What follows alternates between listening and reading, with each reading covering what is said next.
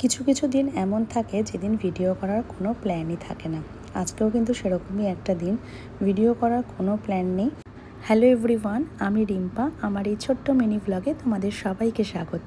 বাবা সমুদ্র কাছে যাবে বাবা। সমুদ্র কোনটা সমুদ্র? এটা সমুদ্র। ও এইটা হচ্ছে সমুদ্র।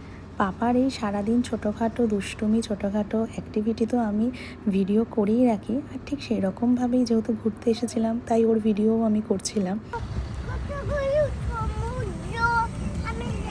এগোবে না এগোবে না এগোবে না।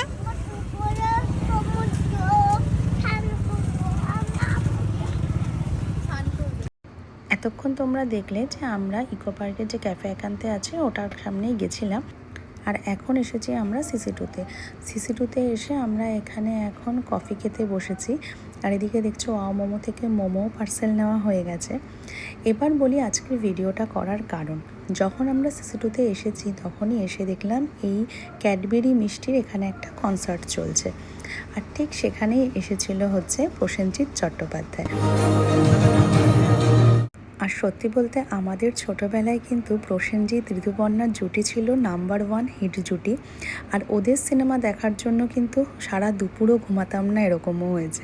আর সেই মানুষটাকে সামনে থেকে দেখে ভিডিও করার লোভটা আর ছাড়তে পারলাম না। আর এরপর পটা আর পৌশালীরও একটা গানের পারফরমেন্স ছিল। আর ঠিক তখনই ভাবলাম তাহলে একটা ছোট মিনি ব্লগ করাই যেতে পারে।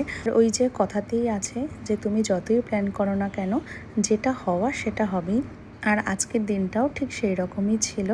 তো যাই হোক, তোমাদের আজকের ভিডিওটা কেমন লাগলো অবশ্যই কিন্তু কমেন্ট করে জানিও।